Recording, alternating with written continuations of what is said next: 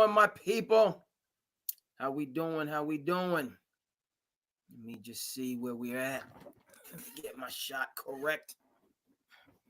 And we're gonna go around and make sure that everything is everything. Okay, we good here. We good. We done established that. All right, let's move. Let's move and groove. I'm glad, I'm thrilled. I'm ecstatic. I'm overjoyed. Let me see where we at. Okay. I'm not seeing it just yet on the YouTube. Facebook is rocking with me. Okay. Let's get it. Let's go. Let's go on the Facebook. Okay, Facebook is rocking with me. All right. Let me see what's going on. As the Fugees would say, what's going on? I'ma give everybody my issue done. Gun by my side, just in case I gotta. Okay, where we at on the Twitter? I'm not seeing it, but let me go to my profile. Let me go to the profile. Yes, indeed. I'm seeing it now. Okay, I had to move over. There I am. There I is. What's going on? We on Twitter. Let's move over to the Twitch. Twitch is rocking with me. Let me hold on. Let me see what's going on with YouTube. Let me see what the heck is going on with the YouTube. Come on. Let's get right. All right.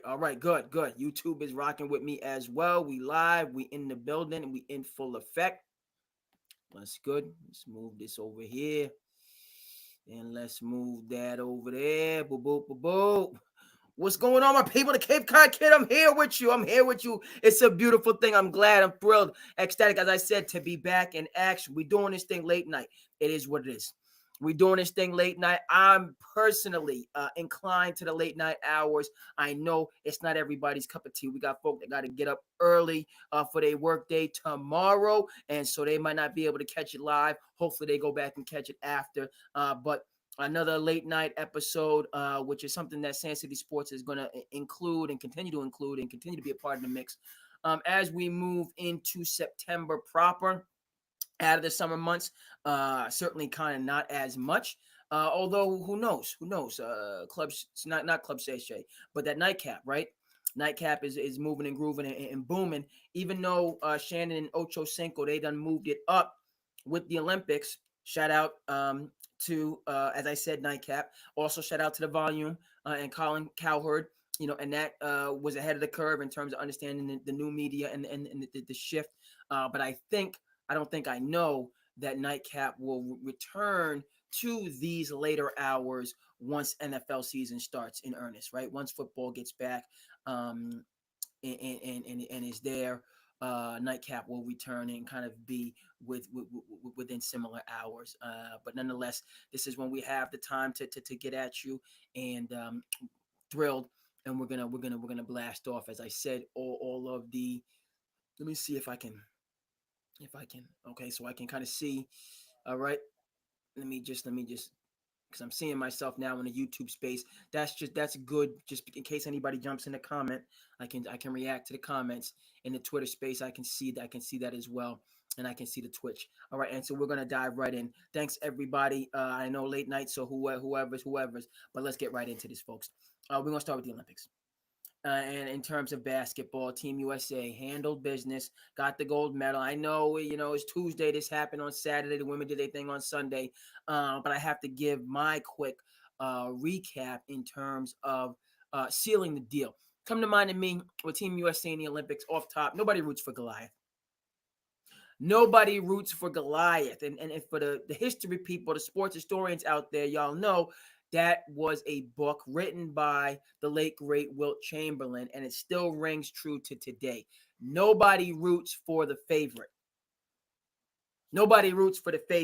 Okay, thank you, Q3 Media. Appreciate that. Okay, very much on the Twitter space. Much love. My man Q3 Media and the Sports Cheetah had a great show that I was tuning into, and they were doing dynamic things and have branched off to do other things. I see actually the Sports Cheetah is back. Sports Cheetah was overseas and is now back in the mix. But I appreciate that like very much on the Twitter space. And I'm always, as I said, interested in comments, questions, comments, concerns, and certainly collaboration, but respect. But let's get back to Team USA. Nobody roots for Goliath, folks, right? And so, right, you know what I mean? It's a catch-22. Team USA wins, they're supposed to win, right? But we know how we felt during that Serbia game. Y'all know how y'all felt during the Serbia game. Okay, a lot of you guys, myself included, could you not that I was rooting against Team USA. And that's really something, that Serbia game was down 13 points going into the fourth quarter. Serbia won every single quarter. Okay, wasn't watching that game, but your boy studied the box score. Your boy studied the analytics. So I'm looking at those checkpoints. Serbia was up to begin, then they're up after the first quarter, up after the second quarter, up after the third quarter, up after the fourth quarter. I you want to talk about a bandwagon? I was off that thing. I was off the bandwagon, hook, line, and sinker, just based off, Serbia. You got arguably the best player on the face of the earth in Nikola. And we've already discussed that the Olympics means more to some of these countries than it does Team USA. Speaking of Serbia, what I saw in terms of their sportsmanship, in terms of their gratitude, in terms of their appreciation during the medal ceremony, right, from the Serbian side, how they were just, and who wants bronze?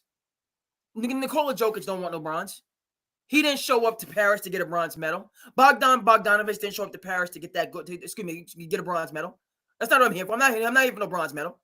Okay, but how they received that medal.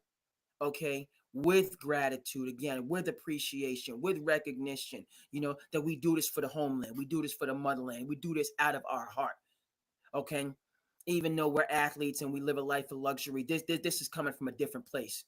All right, and that's why we play for our national teams, and we really want to get our national teams to that peak spot. And so I was the Serbian team, how they received the bronze and just the enthusiasm that really spoke to me. Right, those are those life lessons that we can see and we learn through sport. Contrarily, folks, what did Pat Riley say? There's only two things in sports: there's winning and there's misery.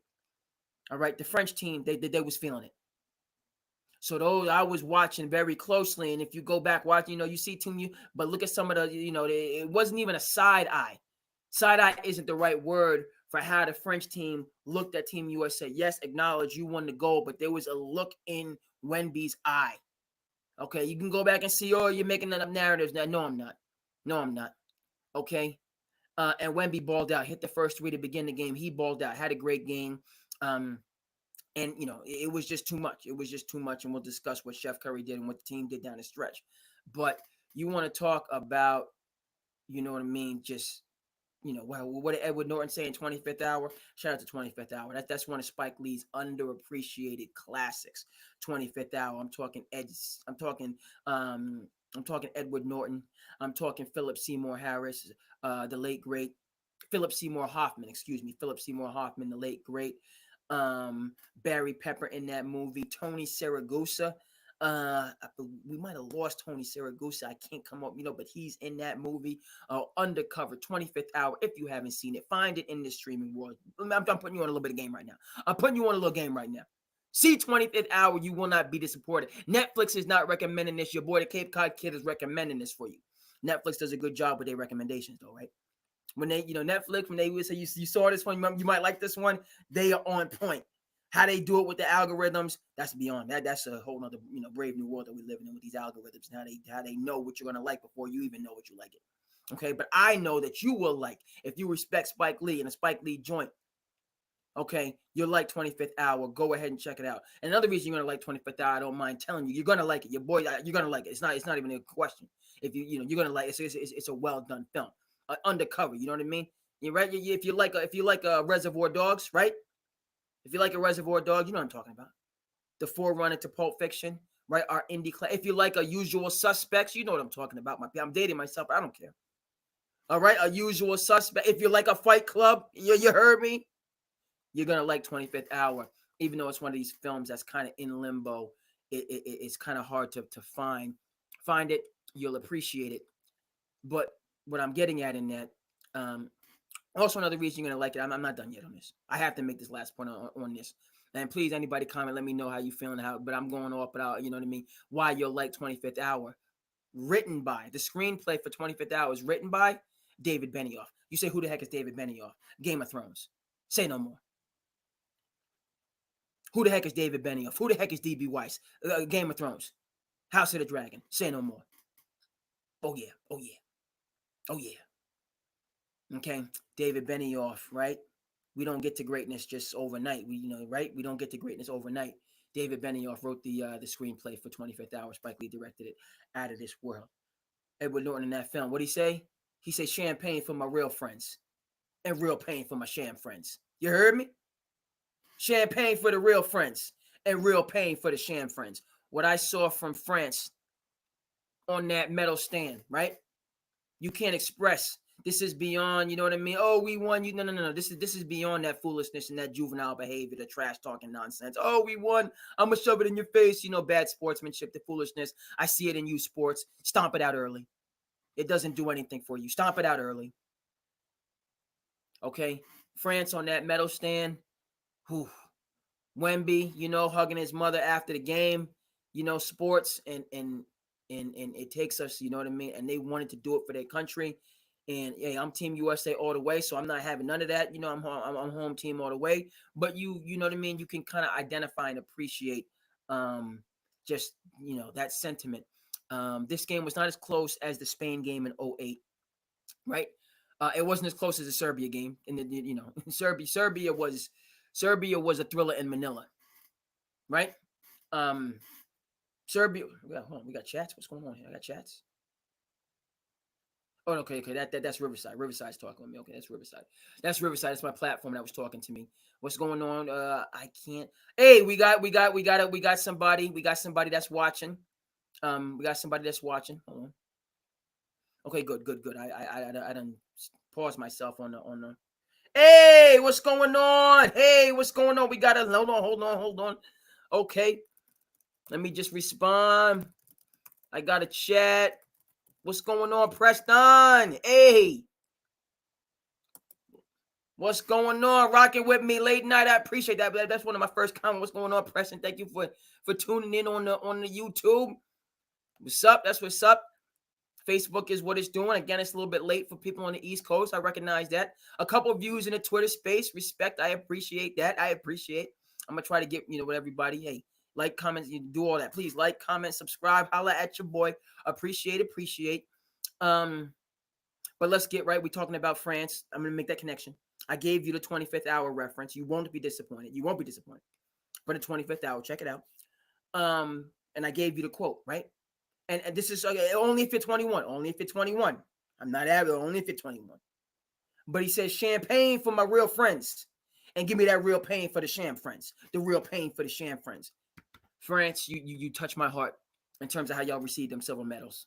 In terms of how y'all received the silver medals. And you had to just be there. Right? And USA, receiving the go right. But nobody roots, you know what I mean? Nobody roots for Goliath. But we got to give love when you get to that podium, right? Because had they lost, people would have been ready. If Team USA was in that bronze medal spot and France or Serbia was in the gold medal spot, people would still be going off. They'd be still going off right now. All right? They'd be still going off. Okay, so respect to Team USA in terms of how they did what they did. And, just to get to that, you know what I mean? They were the Avengers. We had the Dream Team. We had the Redeem Team. These babies was the Avengers. Was the Avengers, and that just kind of gave me, I want all love. It's an election year, but I want all love. But when I hear the Avengers, we had the issue in Birmingham last summer where, the dude threw the hat off and the Avengers came through. Okay, I'm not getting political. We want all love. Okay, people, sometimes we have back and forth and we have issues and whatever. Fortunately, there was no serious injuries in the Birmingham scuffle up. You know what I mean? And don't disrespect hardworking people. You know what I mean? And and something, and handle things. But when it's over, and we move home and we go home safely. And that's what's up. That's what's up. But when I hear Avengers, I saw the memes last year was going crazy. You know what I mean? From the Birmingham situation. But this was the name, right? This was the name of Team USA and how they saw themselves in terms of taking back the prominence after the debacle in the World Championship last year. We're gonna come back and we're gonna handle business. And LeBron was out front early. LeBron was out front early after the World Championship disaster debacle, and he put this team together.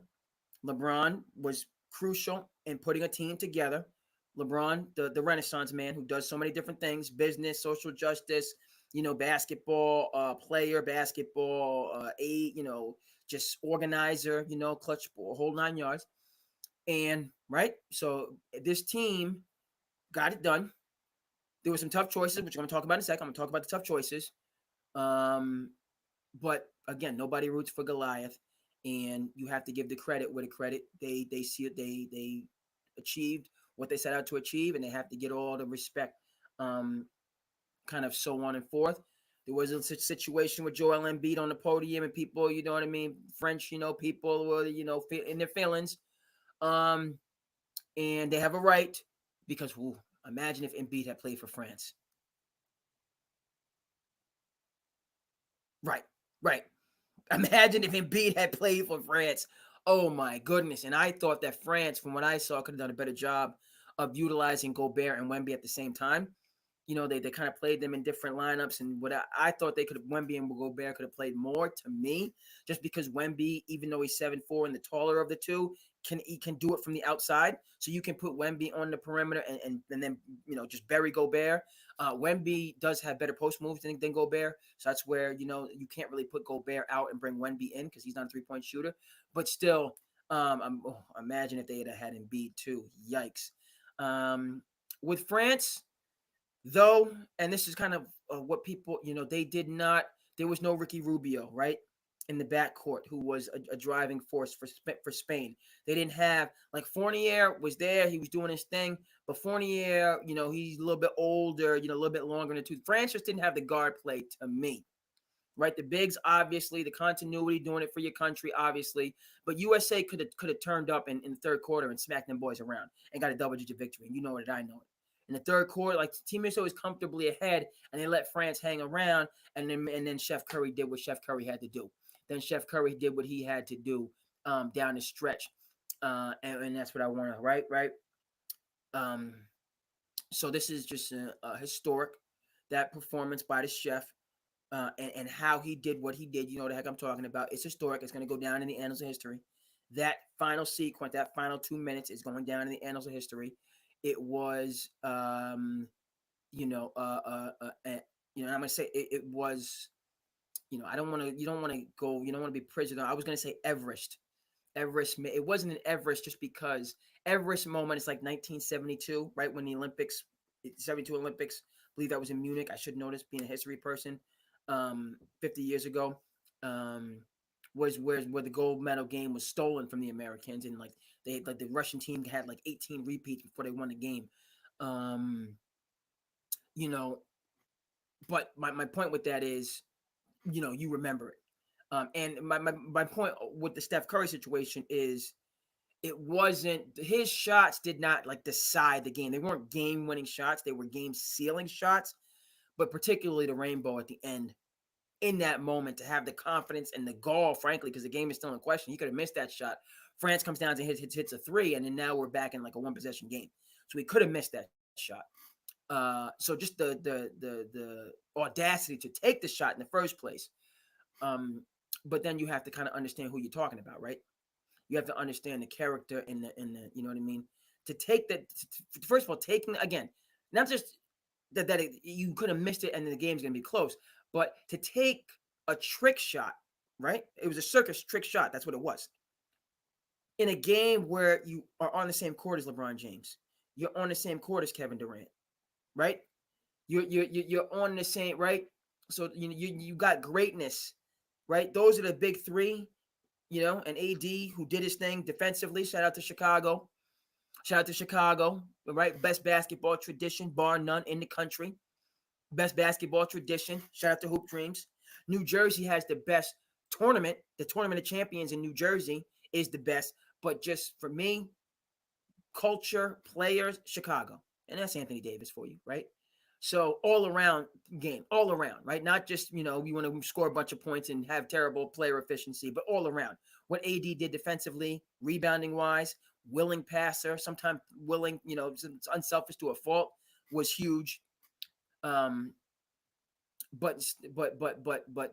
that was, and this is what I'm getting at with Chef, to pull it all off, right? That was like what Simone Biles does, right? To execute in that fashion of elite, you want to almost say like just tens across the boards or not, you know what I mean?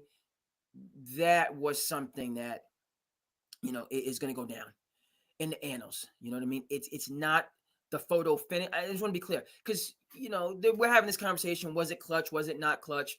It doesn't, by the definition of clutch, count because of the time and the score. And it wasn't like a one possession game. You know what I mean? They did have a little bit of cushion when he did what he did, but how he did what he did, folks, and that you know what I mean, it's going down in the annals of history as a great Olympic performance. Yes, yes, yes, yes.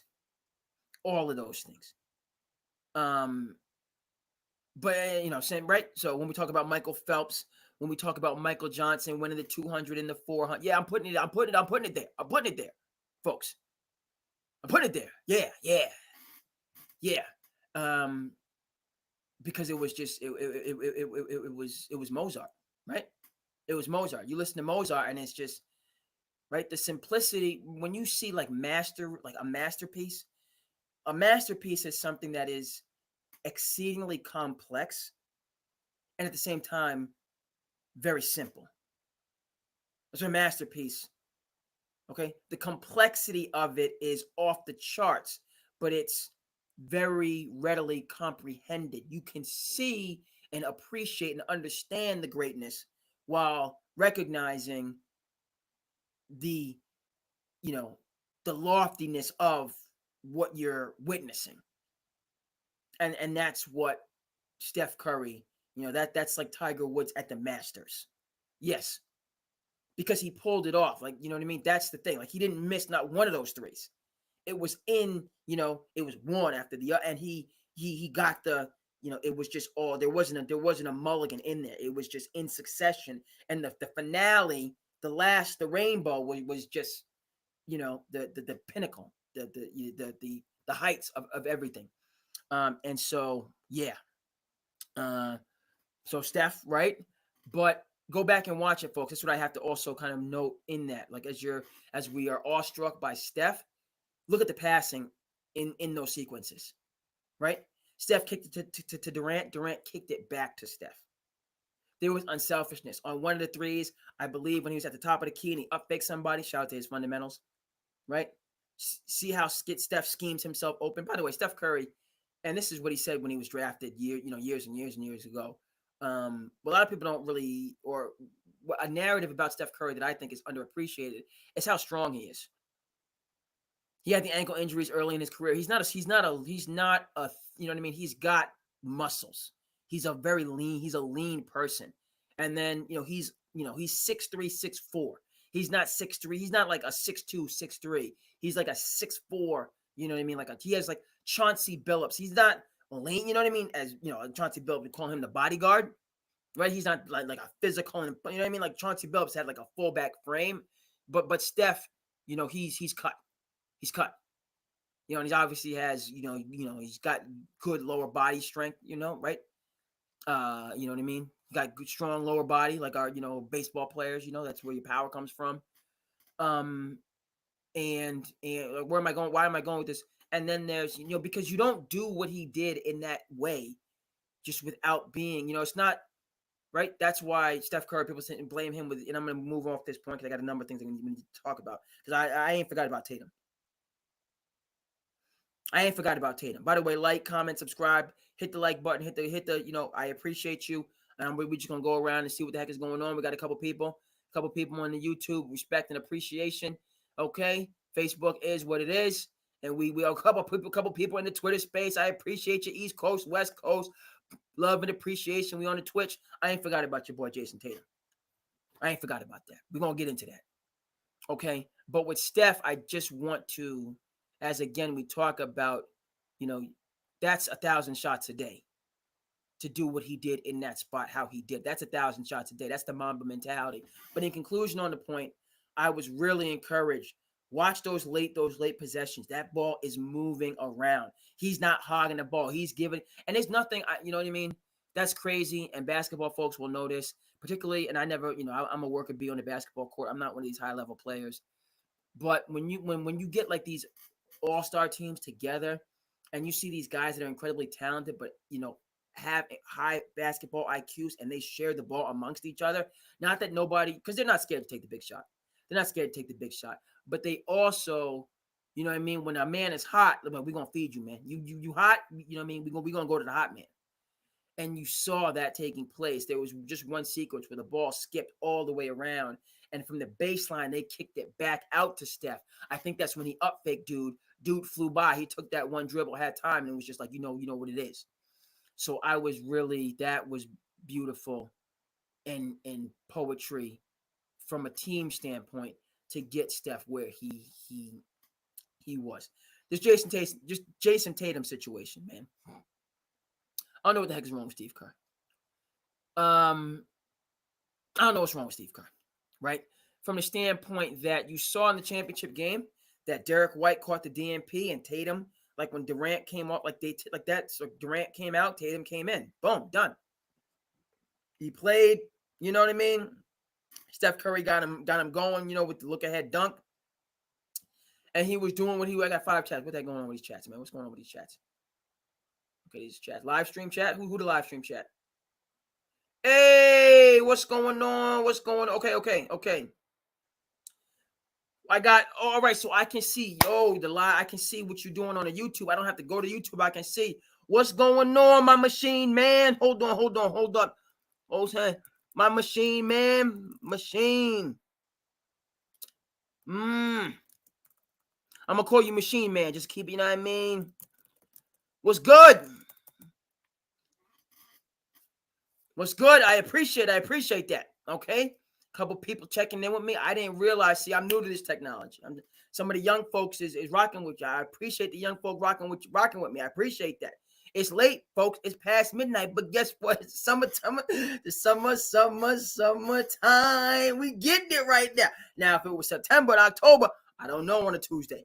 I don't know if we could do this on a Tuesday night in September and October. I'm coming from an education background, so my young people, get your rest.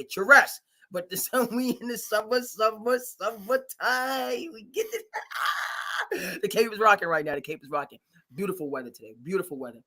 And so today's Tuesday. We had a tremendous final for the Cape League final. I wasn't there. The Harbor Hawks got knocked off. I don't know. I don't want to speak too much on that. But shout out to I was actually in Harwich today, refereeing. I was in Harwich. Shout out to the Harwich Mariners winning the Cape League championship. They did that in Bourne. Bourne, respect. Y'all knock my Harbor Hawks off. So I ain't happy about that. I'm not happy that Bourne knocked the Harbor. I'm not happy with you for knocking the Harbor Hawks out. All right, Bourne Braves. You knocked us out the last couple of years, and even though we had the better record, we had the home field. It was a rainy day. You knocked us out. Not pleased. But Bourne, they won the last 2, and it was Game 3 in Bourne, and Harwich got them. So that was yesterday. Beautiful day. Tuesday today was a beautiful day. We're supposed to have nice weather this week. You got to make hay while the sun shines. Maybe make hay while the sun shines. That's what a wise person told me. And so we getting it right now in the Cape in the summertime. We enjoying it. We enjoying it. A couple people rocking me YouTube. That's a beautiful thing, right? I ain't forgot about Jason Tatum though. I don't care if I'm a half hour. I ain't forgot. I see the former young folks. Y'all grown up right now. A couple people in the chat. Respect. Y'all doing big things. Y'all doing big things in school and being successful. I love to see it. Respect. Now, folks, Jason Tatum was done dirty. There's no way around that fact. Steve Kerr, I thought he was up front in terms of talking about it. And you know what I mean? I understand shortening rotations. I get that everybody, we don't do YMCA. We don't do feelings. We don't do participation trophies, right? When it come down to the get down, what did Pat Riley say? Pat Riley basically said, you know what I mean? I trust 7, I play 6, and he said it differently than that, but really a 7-man rotation. I believe in that, you know what I mean?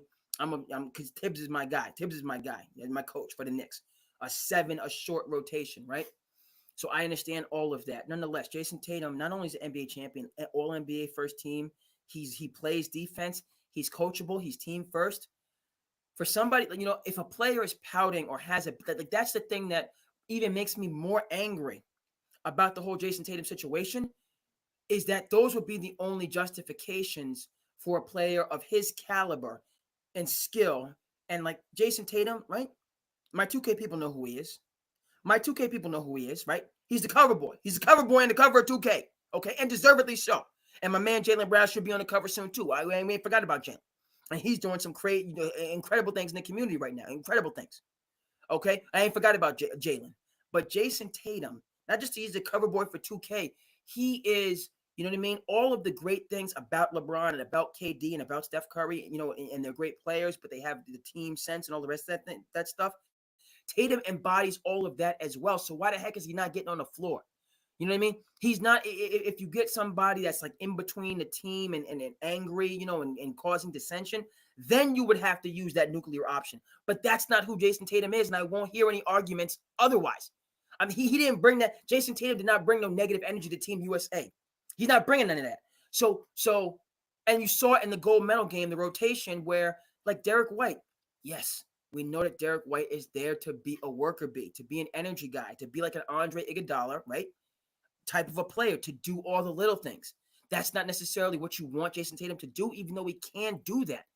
Okay, but that's not, Jason Tatum's an MVP candidate. So he's not a Rudy Rudiger, but he will defend, he will rebound, he will, he's bigger than Derek White, you know what I mean? He's 6'9", 6'10". He can do all those things. It worked in the championship game. Tatum in the rotation, Derek White out of the rotation. So what the heck is up with all these DNPs? Honestly, what the heck is up with all these DNPs? So, let's throw out the Serbia game, because Serbia, that game was all bets are off. I got it. You know what I mean? I'm keeping it. I didn't watch. I watched. I followed the box score. I saw Serbia was just ahead of them. You know what I mean? I could just see, and you could just feel it. You could just see. And just basketball people, you know what I mean? Like, and then U.S.A. scored 32 points out of nowhere in the fourth quarter and held them to 15. You know what I mean? They were plus 17 or whatever in the fourth quarter, just gangbusters. Okay, but I did not watch to see, to know, you know what I mean? Get that feel. So if Tatum didn't play in the Serbia game, then maybe he shouldn't have played, whatever. But the other game's no damn excuse. I don't care. No damn excuse. Particularly because you're smacking these teams silly. And another thing that you have to kind of factor in is say, and this is where it gets a little bit dicey, but it doesn't get dicey. It doesn't get dicey for me, right? Because if you have a star player like a KD, you know what I mean? Or like at that, and they don't play, you don't want to like give them, they'd rather just catch a DNP, I think, than you just give them like 5 minutes at the end of the game in garbage time. You can't really do that as well. If you know what I'm saying? Like, basketball people know what I mean by that. You ain't going to give a KD 5 minutes at the end of the fourth quarter when you're up 20. That is worse than him not playing at all, right? That's worse than him not playing at all. So that option is out. But what you can do, Steve Kerr, to throw that foolishness out there is play him the whole fourth quarter. The whole fourth quarter. Like you're up 20, whatever, you know what I mean? Or you're up 15. All right, now, Jason Tatum, you're going to be our one for the entire fourth quarter. You can do that, right? So in these games where Team USA is ahead, even, right, if you're up, a coach, you should know this. And it's not like Jason Tatum is some bum that's gonna have a low plus minus. It's not like Jason Tatum is gonna come in the game and you're up 17 and he's gonna leave and you're down and you're up 3. So what are you even talking about? If you're up big in the third quarter, you put Jason Tatum in with like 3 minutes to go and just play him the rest of the game. Okay. So yeah, odd. There's more there. I'm not, you know what I mean? It just, and then the point that was made, and you notice the geometry is right? My geometry right tonight. So when the geometry, shout out to the barber, my barber, Blake's Barbershop, shout out, and we got a lot of great barbers and people out there, and you know what I mean, doing a thing, respect. But when my geometry get right, we're doing an episode, folks. We're doing an episode. So I had to go in because I look a little bit scruffy. Frankly. And I had some ball games today, and I said, no, this can't stand no more. I got to get my line right. And I go to your barber. The barber is like a hub in the community. It's also kind of like your therapist, and you know what I mean. You go in there and you just talk, and you know what I mean, get your mind, you know what I mean, and just it's good atmosphere, great people over there. But at the barbershop, and the point was made, that Jason Tatum, he's, he it just did not. It made no sense. He could do all the things that you needed. He had the right attitude, had the right perspective. It was just, there's more on. Oh yeah, the point that was made at the barbershop that needs to kind of come in there is Jason Tatum was on the team in 2020 under Popovich when they had some issues. I believe they lost a game in the pool play in 2020, and then they got right and when they went on to win the gold. Jason Tatum was on that team. Anthony Edwards was not on that team, so he done his time as well. You gotta. They won the goal. We don't need drama for drama's sake. We don't need drama for drama's sake. Respect. I appreciate the people that's with me. And I replied. Can you see that? Hold on. I replied in over here, but let me reply and let me reply in YouTube. Okay, I saw that. Okay, so I'm one of your former students. We're gonna keep that 100. I appreciate you. And we can see so we can see the same thing. Let me just get my technical side right. All right, so it's good. When I say something over here in the Riverside, it goes to the YouTube. It's a brave new world, folks. It's a brave new world. Facebook is still doing what it's doing. We getting a couple of viewers on the Twitter side. Respect, I appreciate my people on the West Coast. Much love, you know what I mean? And let me rock with me. Let me know, good, bad, indifferent. All the comments, questions, comment, concern. Back to Jason Tatum, Steve Kerr. You won't notice, my man. You won't notice for that foolishness. We got the goal, we got the job done. But you got Steve Kerr. It's time for we need Spoelstra. 2028 come to Los Angeles. Spoelstra need to be on that sideline leading the charge. I don't had enough of Steve Kerr. I don't had enough. Yeah, and that's kind of no, but still, it's what I mean. The job was done. This Jason Tatum thing is, as of right now, without any new information, I'm supposed to 2028 all day. I'm supposed to, because that was. I don't know. I don't know why you in the gold medal game after people pressured you, you can, give Jason Tatum some love, but I don't know. Maybe even if there was.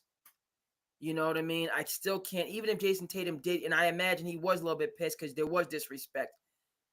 In these games that you're winning handily, and Team USA did before the Serbia, debacle, they were smacking teams around. You could have gotten it right in some of those games without some of these DMPs. Even if Jason Tatum was out there and was out of rhythm, so what? So what? He's Jason Tatum. Let him play through a little rough patch. You're still going to win those pool play and quarterfinal games. Okay? And you know what I mean? And just, you could have squashed it. My point is that you could have squashed it then. Let him play. Let him work out the kinks. Let him get the whatever out. You know what I mean? You're still going to win the game. You don't have this narrative, and you just move forward. Okay? But you didn't, so I'm supposed to 2028 in Miami, and that's that. Okay, we got a number of other things we got to get to. We about 40 minutes in. We not even okay. We're gonna continue on. Shout out to the Team USA women, 8 straight gold. Shout out to Team France for making this game close. Now, mind you, the last, because they only won by 1, but they were up 3, and then the last possession, France, it was rushed. That wasn't even close to being. It wasn't like a KD versus. It wasn't like, Brooklyn versus Milwaukee, KD 3, where his toe just nipped the line, where, it was clearly a 2. And so France was, they really lost. I'm glad she made the shot, but they really lost by a 3 versus it being a 1-point game. But just to be in the game like they were and to challenge Team USA, again, doing it for your country, doing it for the motherland, doing it for the love, Gabby Williams, right? Balling out. Yeah. Respect. I just love that, and again, there was pain on the podium. There's pain. right? Which is the seeds for greatness. Pain represents the seeds for greatness, right? So to see that French team and how they was just, it hurts, right? But they're never going to forget that, and they'll be back, and they'll be heard from again. And they really represented themselves quite to because this team USA, women's basketball. And by the way, it was a 9 o'clock game, right? People, Sunday morning, early morning game. Close to 10 million viewers. Close to 10 million viewers for the women's basketball. As LeBron was there. I mean, this whole, again, we going back to 97. We going back to the late, great David Stern, okay, who had the vision for the WNBA, which, by the way, is successful to this day, and we'll get to that. We'll get to the dollars. We'll get to why the WNBA is a huge part of the basketball culture writ large globally. We're going to get to that. But we going back to, I remember being, as a freshman, just ecstatic. We're going to have basketball in the summer, women's basketball, and Cheryl Miller and no, not Cheryl Miller. Cheryl Miller decided not to play in WNBA. Possibly the greatest women's basketball player of all time. That's a whole, Cheryl Swoops. And Tina, I forget Tina. She played for the Houston Comets. She won a championship. I forget her last name. Lisa Leslie, obviously, for the Sparks. Yeah. Professional women's basketball league, to have it, and to have a place and a space for our great women's basketball players. Yeah.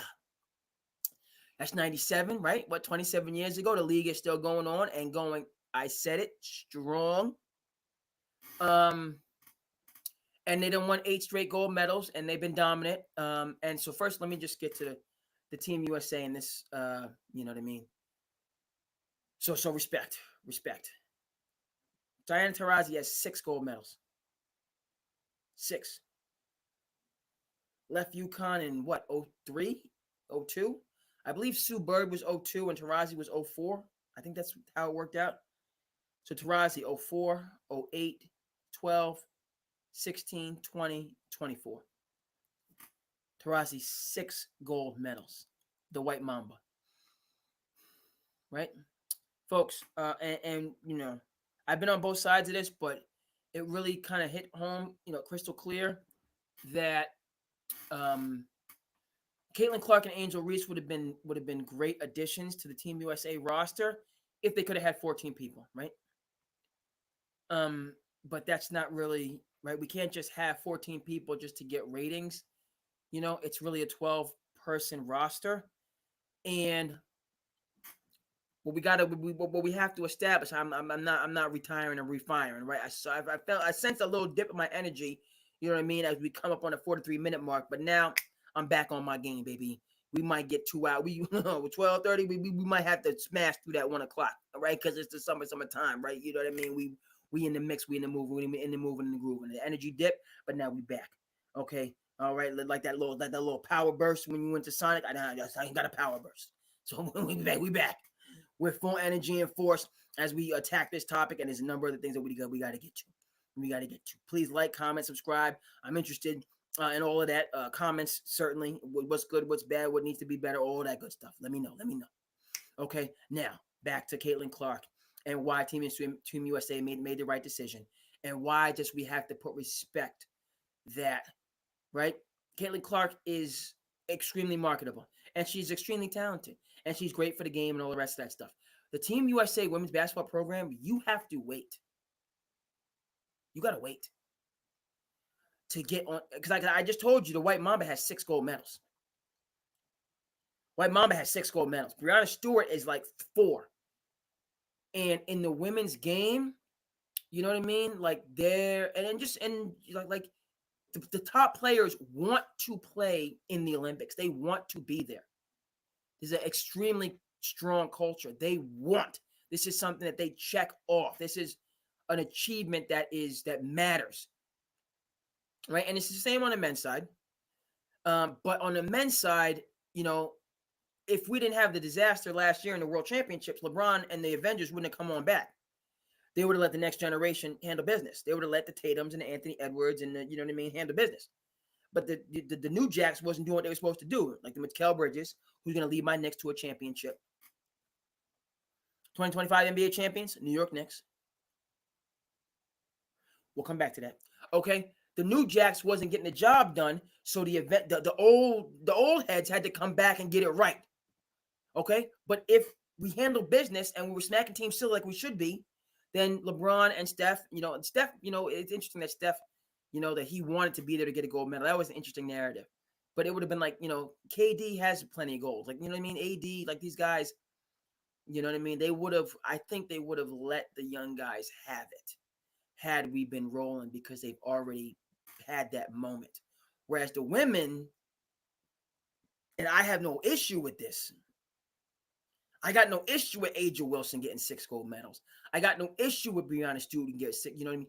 But that just shows you, right? Like, imagine like if LeBron won it in 8, LeBron won it in 12, and then LeBron was like, I'm done now. Carmelo came back in 16, but like LeBron was like, I'm good. Like we done proved the point. But imagine if LeBron kept coming back as long as he's in the league to just continue to play. And that's what you have in the women's game. So, folks, that's why Caitlin Clark really could not be on this roster.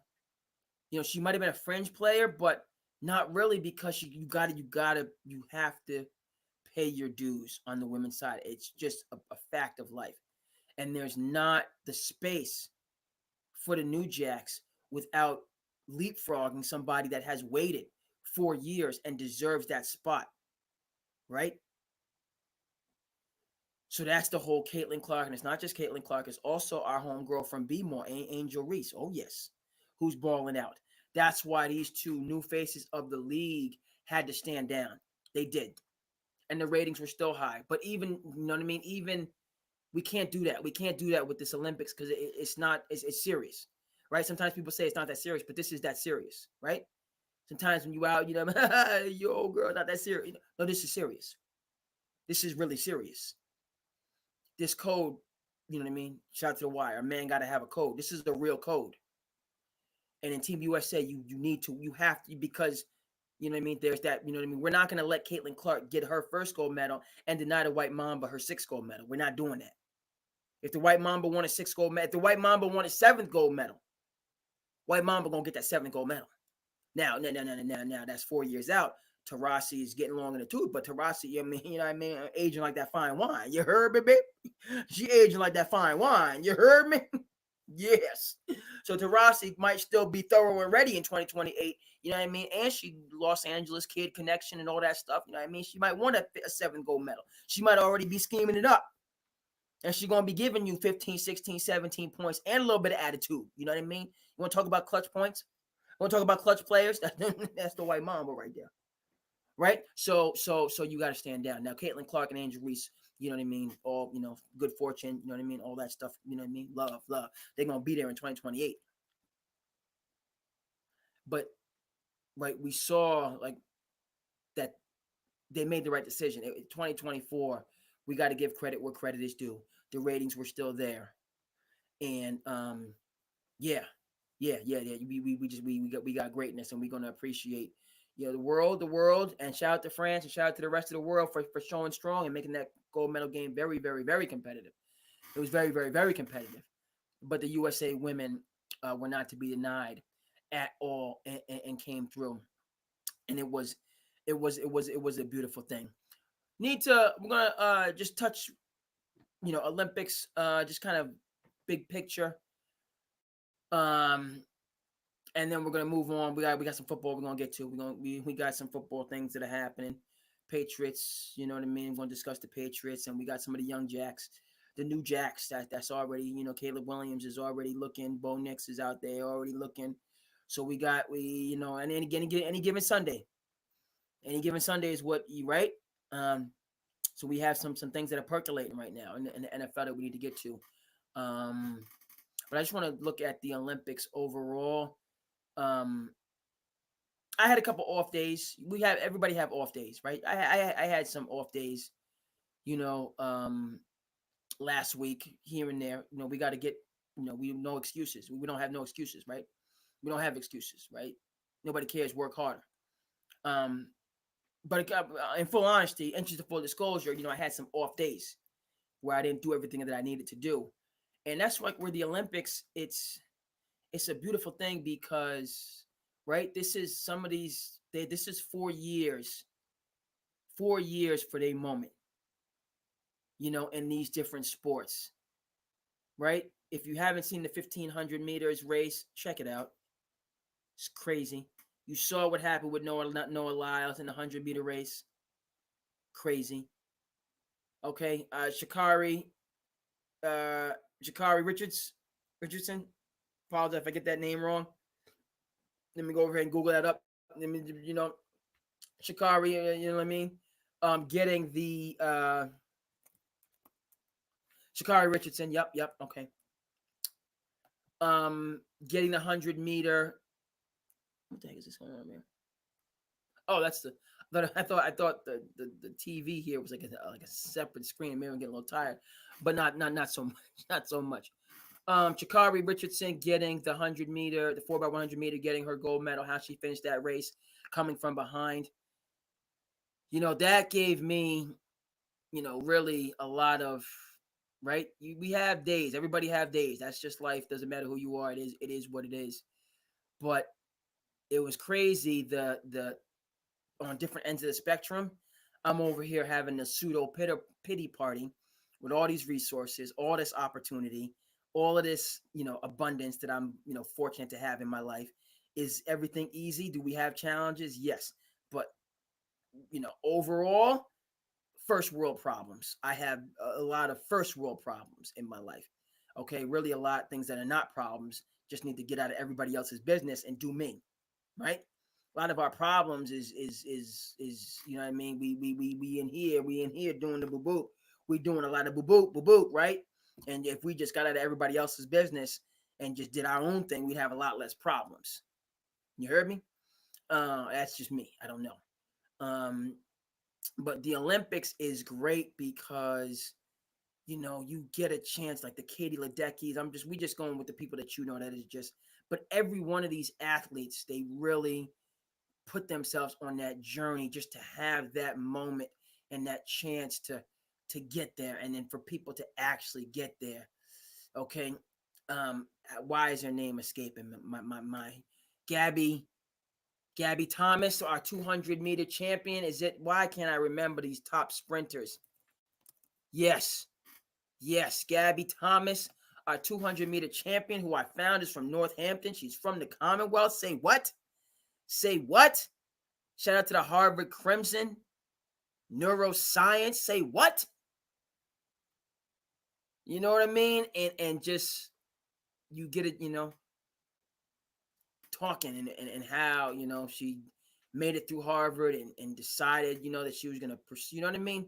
People, and for all the pity party stuff that I was doing, you just listen to like somebody like Gabby Thomas and it's like, yo, I put it on the line. It's like, even though I had this and that going on, I said, something, I'm focusing on running. This is what I'm gonna do.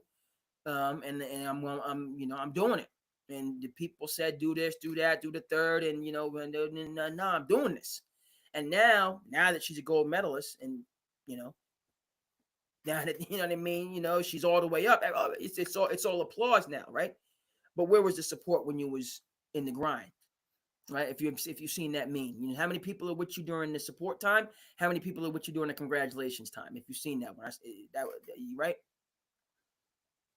right. So that's what really struck me and was really great about the Olympics. The closing ceremony, seeing all the different countries, you know what I mean? And people just happy to be there and bringing, you right? We live in a crazy, dangerous, world. Um, but the Olympics, bringing the people together, the different cultures, you know what I mean? That, kind of speaks to us, to me at least.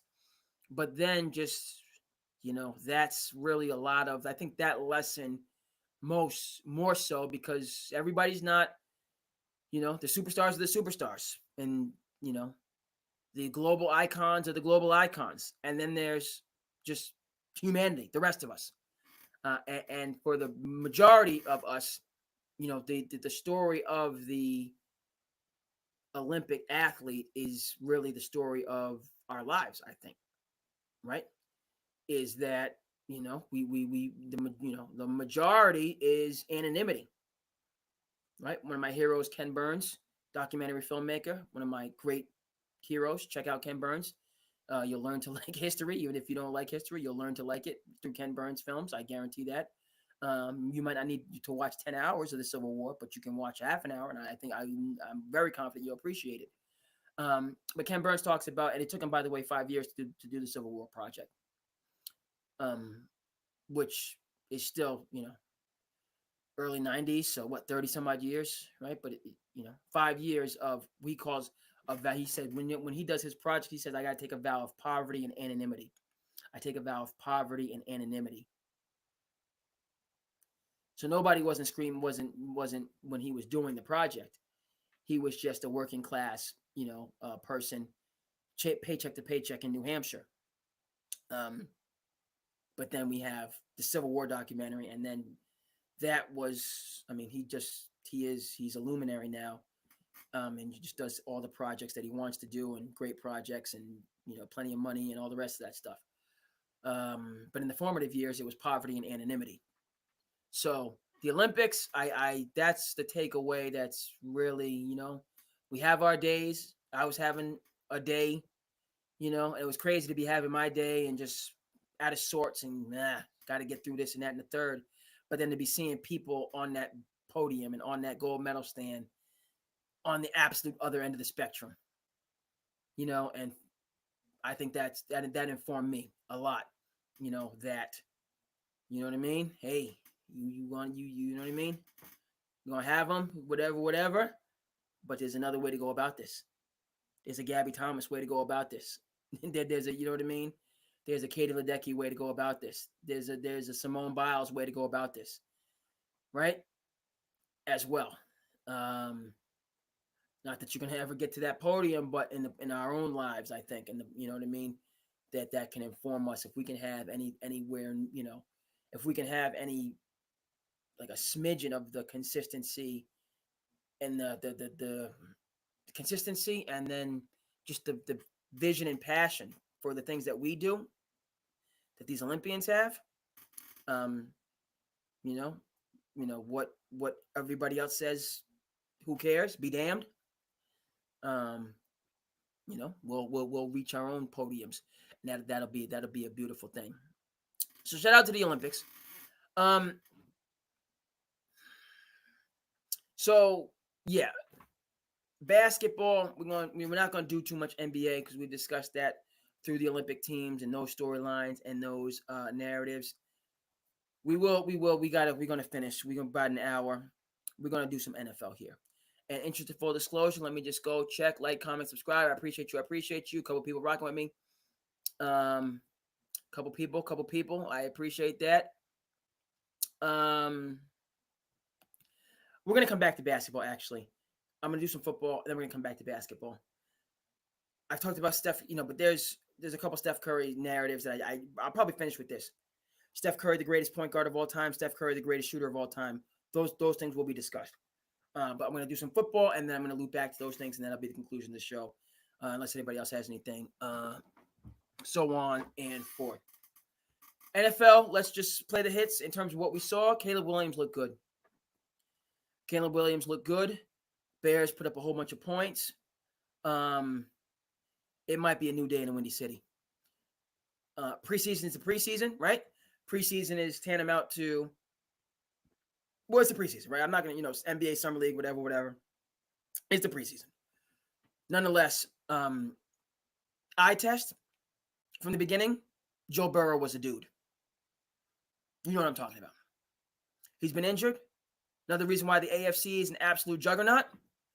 But Joe Burrow showed you from the beginning that he was a dude. And then he's just been, there's been injuries, and his offensive line was bad. And people said they should have, drafted an offensive lineman. They drafted Jamar Chase. How'd that work out? They made a Super Bowl. Joe Burrow was a dude from the start. Caleb Williams, and how, so that, it's just a preseason, but he looked like a doggone dude. And the Bears have weapons, so that would be great.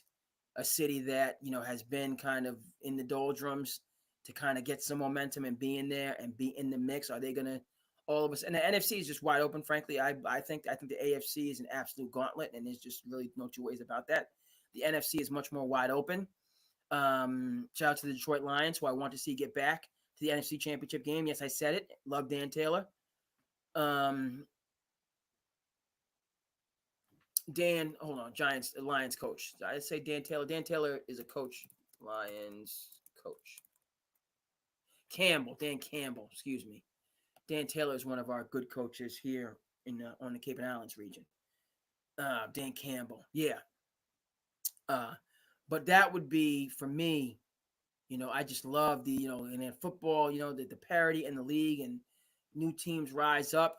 But Caleb Williams, for how, he's eccentric. You can be eccentric when but as long as you're winning, and you can be yourself, as long as, you know what I mean, as long as you're getting it done.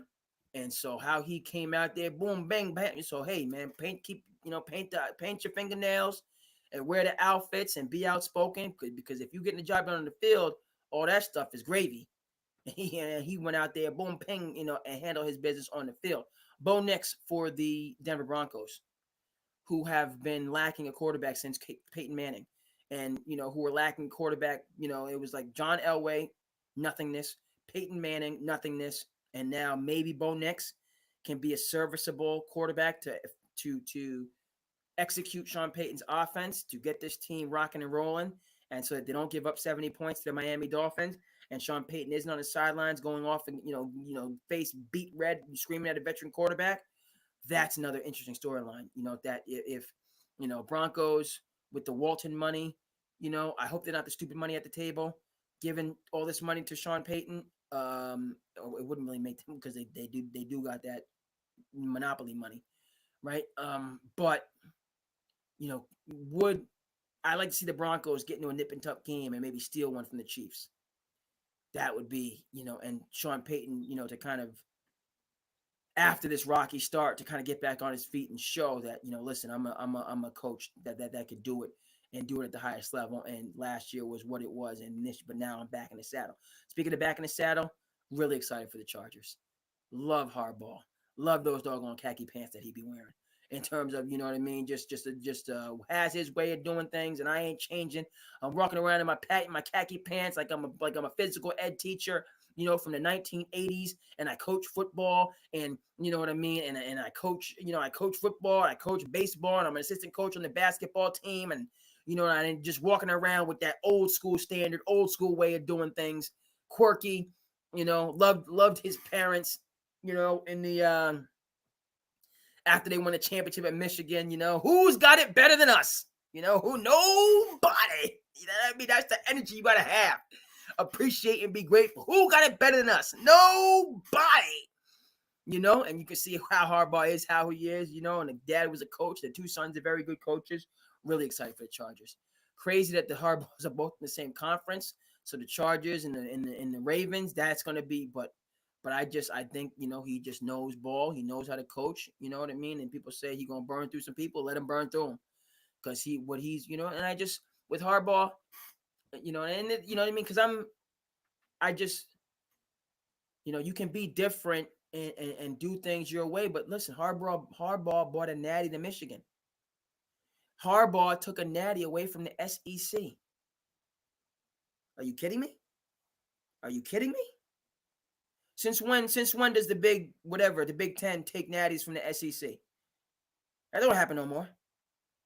All right? We know where the best college football is being played, below the Mason-Dixon. No two ways about that. Big Ten, what? Natty? What? You know what I mean? Y'all get 40 pieces. Y'all get mollywopped. Right? Y'all come out here, you know what I mean? It's like JV and varsity when the SEC plays the other conferences and shout out to the NCAA finally expanding it. That was crazy. Georgia didn't make the tournament last year. That's bananas. That's crazy. Georgia's number one team all year. They lose one and they don't make the tournament. Florida State, what happened to them? Don't tell D-Tomp, my man D-Tomp, huge Florida. You know what I mean? Craziness. So I'm glad they're finally expanding it. And so you know what I mean? Now, the ninth team, I don't have nearly as much love for you. And, oh, my goodness. Boise State didn't get in, but I don't have as much sympathy for Boise State as I do for a Georgia or a Florida State, the Power 5 team. I'm sorry, I just don't. But Harbaugh bringing a natty to to Michigan, so really excited. Him with Herbert, we saw the type of the leaps and what happened with Trevor Lawrence when he had the right coach versus the wrong coach. Even though Urban Meyer is a very good coach, he was the wrong coach for the Jaguars and Trevor Lawrence. And then Trevor Lawrence gets the right coach in night and day. And so I think Harbaugh is going to have that same effect with Justin Herbert and on that team that's very talented. And you're just going to have another, the AFC is just ridiculous. It's ridiculous. Chargers are going to be good. And you know what I mean? I'm just naming these teams, and it's just like Chargers are going to be much improved. Denver is going to be improved. Kansas City has not gone anywhere. Joe Burrow's coming back, so Cincy is going to be back in the mix. Baltimore, another championship favorite. The Browns have the pieces. Can Deshaun Watson get his act together? Okay, Miami is what they are. The Jets having the drama, but extremely talented. The Jets, they got a little bit of, but if the Jets can just stop cannibalizing each other and just put on for their city, New York, would because the Giants look like they're going to be whatever. But if the Jets can just get past, killing, just savaging each other and just win and let that city embrace them, bonkers. Okay, Buffalo trying to do a less is more thing, which I think might be successful for them, just kind of circling the wagons in their culture. But I don't think Buffalo doesn't really scare me so much. Houston is going to be a problem. You know what I mean? Jaguars, Trevor Lawrence, and that I just looked at AFC everywhere you look. It just seems like you got talent on top of talent on top of talent. And where we're going to conclude with the football, in case anybody has anything, like, comment, subscribe, let me know, whatever, you know what I mean? I appreciate you. We going across, and all right, we good across the board. We crossing over. We're going to make it to 1 o'clock, and then we're going to probably, at 1 o'clock, we'll probably call it. But a good episode in the summertime, and got a men's league playoff game tomorrow. I got to get some sleep, and I have other important events, community events tomorrow to be ready for, to you know what I mean? But sometimes, you know what I mean? That's what the thing behind this. Yeah, the rest, and rest is very important, by the way. Rest is very important. Let me I'm gonna do the slice of life last. I'm gonna do the slice. I'm not gonna get you too much of slice of life, but I do have a couple of slice of life things to do. Proud of myself. I boiled some eggs today. Very proud of myself. Eggs were sitting in the refrigerator for like over a week. I'm trying to do the healthy snacks. Definitely know I gotta hydrate more. I gotta hydrate. Right? Anybody seen those big jugs of water which show you how much water you should have like at every hour of the day? And it's like because you should be drinking a gallon of water a day, I guess, which is a lot of water. And then you got to exercise to let that water kind of go through your system and get you know what I mean. So I've been doing a little bit more of that. But okay, make it to 1, and then we're gonna but a couple other. Gerard Mayo, that's my guy. Patriots. I thought the Patriots only won 4 games last year. Wow. Patriots going to win more than 4 games this year, but it's going to be tough sledding. Nonetheless, love this narrative and these things talking about the Patriots possibly getting Brandon Ayuk. I love that. They're going to have to give up, arm and a leg, which this is like rebuild. How much do you give up for him? And it's going to be tough for Ayuk, right? Anywhere he lands outside of Kansas City, because they have the blueprint. But you come to New England, you play for a Jacoby Brissett, in a team that's kind of versus playing in that offense. So I'd love to have him in New England. It would be a reclamation project, and it wouldn't be anywhere near the same to me as Miami getting Tyreek Hill, because not Scott Van Pelt, Alex, the offense coordinator for the Patriots. I believe it's Alex Van Pelt. Let me double check that. Alex Van. Yep. got that right, is not what Mike McDaniels is. As a, I'm not going to put him in the same category as Mike McDaniels. Patriots don't have a Jalen Waddle to go along with Tyreek Hill and these other weapons, Mostert, all the rest of these, to kind of to have that high powered offense. But it'd be great if they could get Ayuk and then build around him. But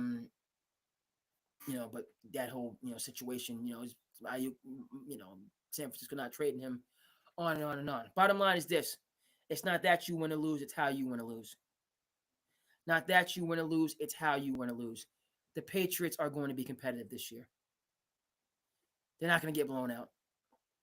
That's what I'm standing on with Gerard Mayo. Where there's going to be a culture, and that this team is going to battle. This team is going to be in games. All right, it's not that you're losing; you're learning how to win. That's what I'm confident that Gerard Mayo can and will establish. That's what I'm looking for. AFC, being just off the charts. It is what it is. They're thrown in. You're getting thrown in the fire. Oh, it has to be what it has to be. But that's the journey that you have to walk. Coming after the great Bill Belichick. Even though the end of the dynasty was tumultuous and embarrassing at times, right? You're still coming after Bill Belichick.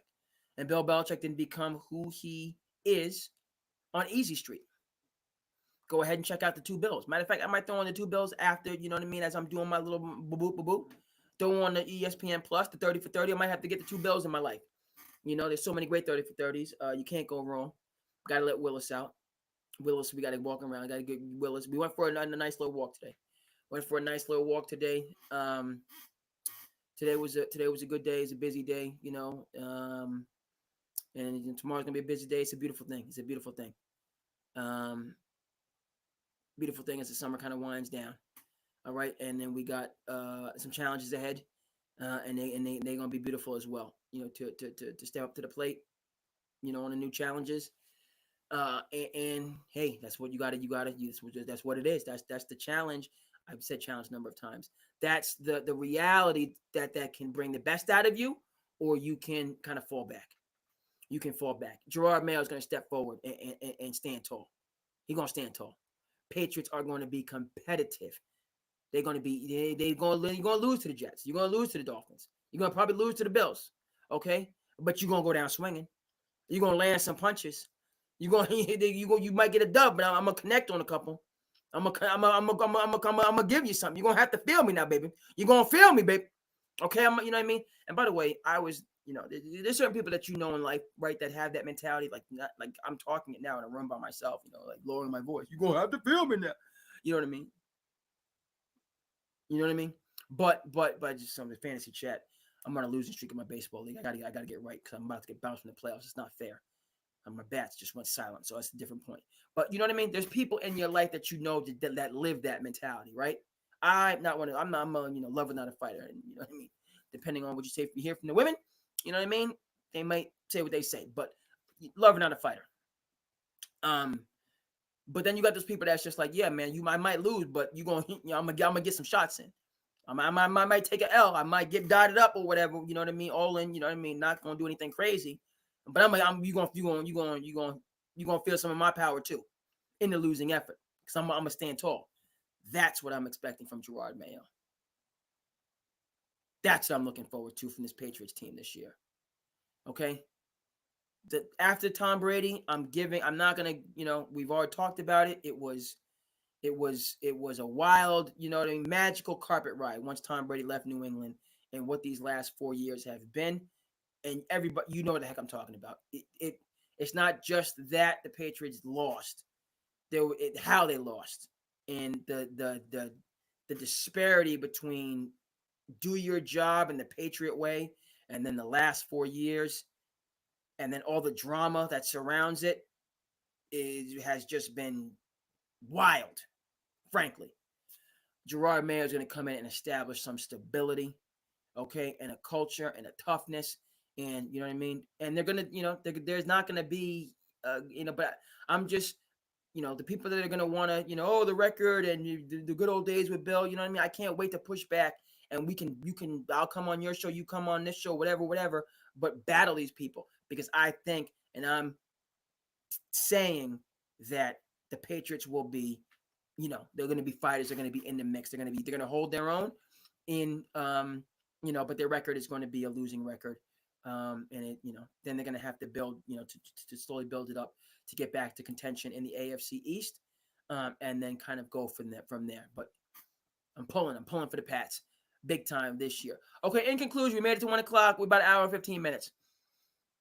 So the coronation of Chef Curry, based on what happened in the Olympics, and this is my final. We're gonna go out on this, but people saying he's the greatest point guard of all time.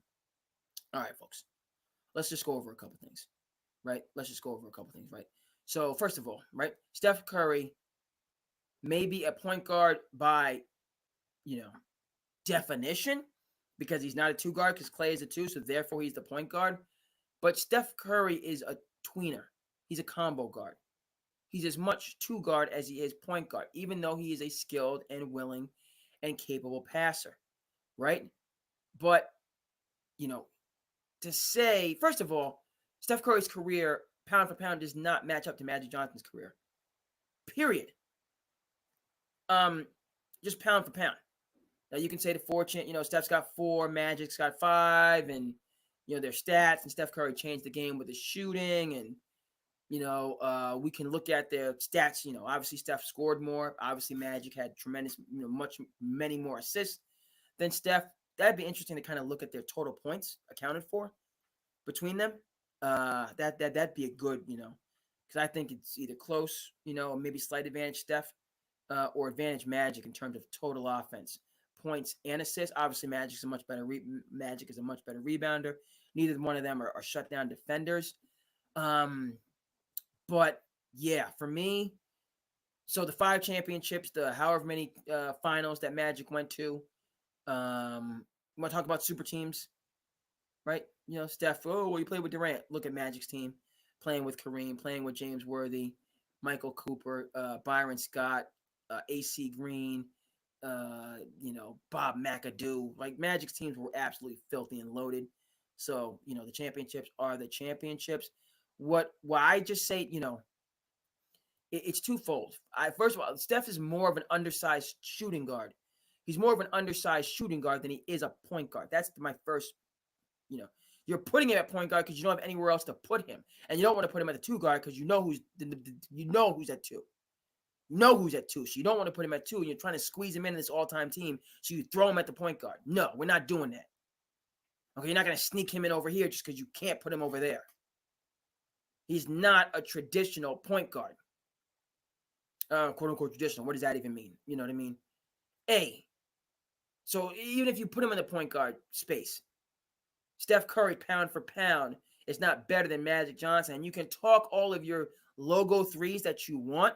First of all, Magic had 5 good years left, if not for not just the diagnosis, but the misunderstanding of the diagnosis. The misunderstanding of the diagnosis. You watch TV. You see all these doggone infomercials, about, different medications for this, that, and the third. You watch TV like I watch TV. All right. So the perception, of the HIV illness today, and I know I'm dating myself, this is early 90s, it's 30 years ago. So obviously perception is going to change. But the fact is, Magic had 5 good years left. 5 minimum. And you saw it when he came back to play for the Dream Team, and him and Michael Jordan battling, and you know what I mean?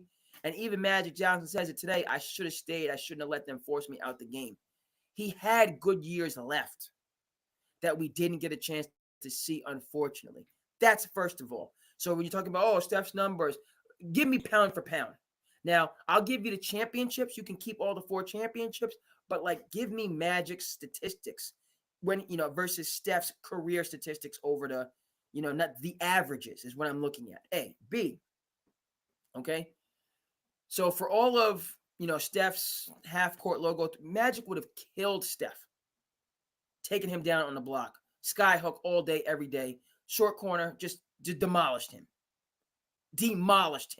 Talk about Magic Johnson's MVP years, 87, 88, playing for Pat Riley when he had to kind of, be more selfish and more of like a LeBron James type of a game. But that, right? Another thing that we're going to throw in here, right? And Magic Johnson, I ain't saying no names. He did not blink. Did not blink. So, number of 7-game series, okay, lost some, won some, so on and forth. But Steph was not going to outmaneuver Magic Johnson in close series. He wasn't going to do that. Magic Johnson would have the great. That's another. We don't have. We're going to come back to that. The great Lakers team, like the 87, 88 Lakers teams, or the 85 Lakers, right? The mid, right? So you still got Kareem in his flow and a James Worthy, right? Versus the 2017 Golden State Warrior team. That's a conversation for another day. Because I'm leaning 85 Lakers. Oh, yeah. Oh, they got Steph. Oh, they got KD. Magic would have just demolished. So for all of Steph's logo threes, so Steph takes, 3 logo threes. He's only making one of them. He's not making 2 out of 3. He's not shooting 67% from the logo. He's only making one of them. Just the ridiculous threes. Okay? So that's 3 possessions. Now, Magic taking Steph to the short corner in 3 possessions. So you give Steph 3 points for one of those 3 logo threes, and you give Magic 6, if not more, because Steph's going to have to foul him for every time Magic takes Steph down in the block. That's barbecue chicken. That's barbecue chicken every day. All right? And just if you're seeing Magic would have kept Steph on his hip. He would have kept Steph on his hip and just walked his ass down. That's A. B, you got nobody for Kareem. Done. So you got nobody for prime Kareem. Just done. You can talk 3s for 2s all you want. The Lakers also have Michael Cooper. And I don't know if Byron Scott was on an 85 team. But they had defenders too. So you're not taking wide behind open 3s. You're not just passing the ball around, kicking it, and taking these hero feel-good 3s. No, we got some lockdown defenders. So all your 3s ain't going in. Contrarily, somebody's got to guard James Worthy. Draymond, okay, maybe. But we haven't really, Draymond has not really had to defend like a Pau Gasol type of a player, right? Draymond's good on the perimeter. He's good angles, leverage, but just, dumping it down to Worthy and one-on-one Draymond, you know what time it is. Draymond's not going to, Worthy's going to win that battle, period. And you got nobody for Kareem. So you want, 3s versus 2s, whatever. I'm taking the 85 Lakers. Okay? Not we gotta look, folks. I gotta say this. Any conversation about the greatest point guard of all time that doesn't include John Stockton is not a real conversation. Any conversation about the greatest point guard of all time that does not include John Stockton is not a real conversation about the greatest point guard of all time. Period. I don't care if you have a bias about how short his shorts were. I don't care if you have a bias about his culture. You talk about the greatest point guards of all time, and if you don't bring up John Stockton, you are not having a factual conversation. This man is the all-time leader. The all-time leader. Retired, 25 years ago? And it's not even close in assists and steals. John Stockton missed less than 30 games in his 19-year career. You want to talk load management to me?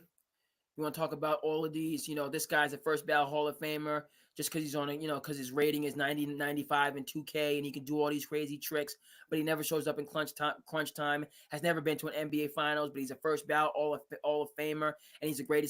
We just throw great around for talented players who have 0 consistency and 0 winning. A lot of talent.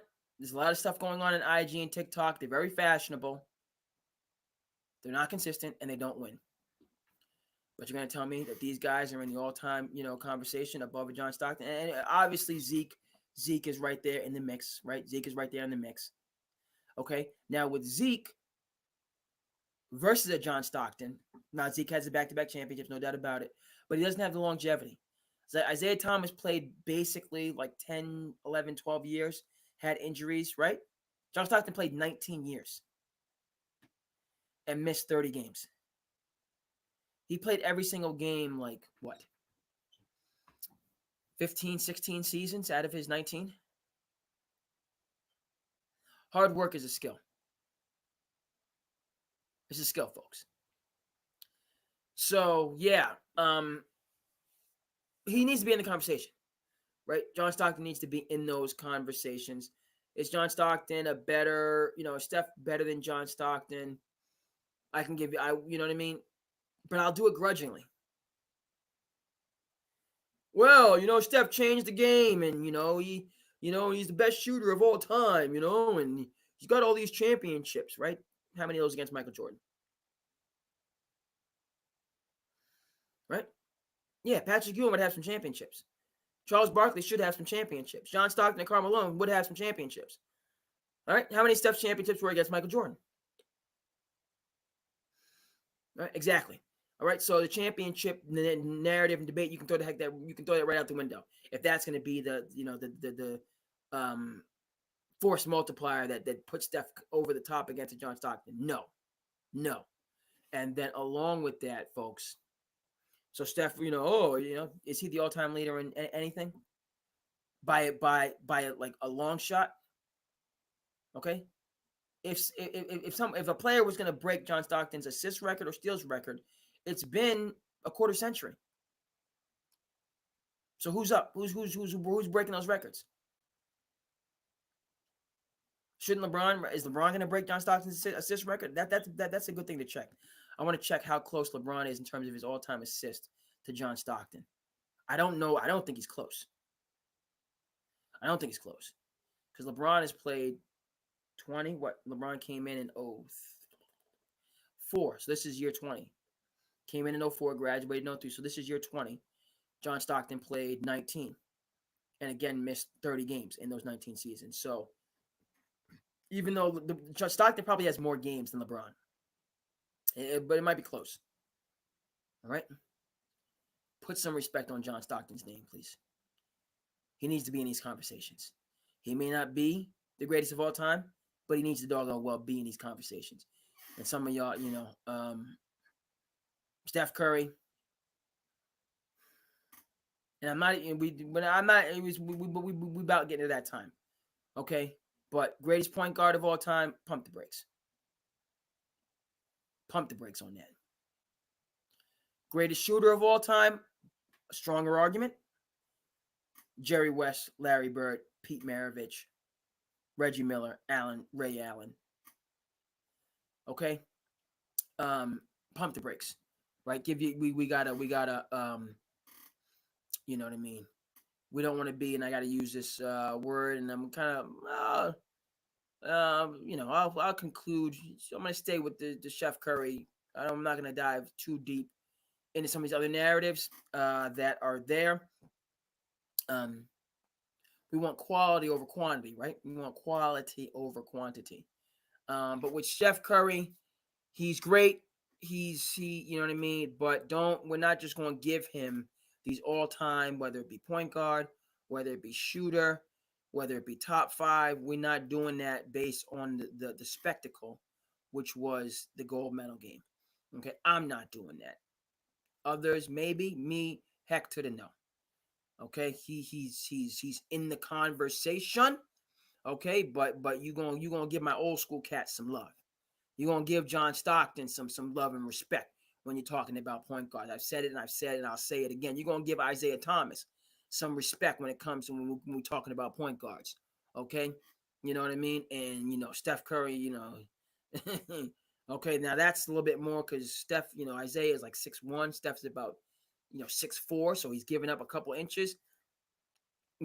Steph don't want those problems defensively. We already know that. Willing defend, he'll compete defensively. Zeke, okay, put that man on skates. Zeke gonna cook, and Zeke, talk about a point guard, a smaller guard that can shoot. That's Zeke. Right? We're not going, you know what I mean? Obviously, Steph is Steph. He's the better shooter, and but don't act like Isaiah Thomas could not shoot. Catch and shoot, off the dribble, mid-range. Okay? Right? 6'1" Isaiah Thomas taking those Detroit Pistons teams to battle against Magic Johnson, the LA Lakers teams. All right, so prime Zeke and prime Steph, you're talking about a stalemate. Yes, a stalemate. Zeke, better defender, more active in the passing lanes. Yeah. So, folks, when we have, you know what I mean? We're not just going to say, oh, it's between Steph and Magic, and you know what I mean? We haven't even brought in Oscar Robertson. All right, Russell Westbrook with a coach's mind. Right? You combine Russell Westbrook and you know what I mean, LeBron James in terms of IQ. That's Oscar Robertson. Russell Westbrook's, you know what I mean, just all everything, and then LeBron James IQ. And he's not in the conversation just because Steph Curry hit a three from the logo. All right. So we're gonna respect him, but we're gonna respect our the legacy and the tradition that we have in the NBA before we crown anybody. Okay, folks. So thank you so much for rocking with me. I'm glad we got this episode in. It's the summertime, folks. We can do these type of things. We're gonna have to give up an hour, but it is what it is. We're gonna have to do short rest, and we're gonna make it up on the back end going into Thursday. That's what it has to be. Okay. I am the Cape Cod Kid, artist formerly known as Andre King. Thank you so much for tuning in. Come up. We will see you next time, folks. Peace.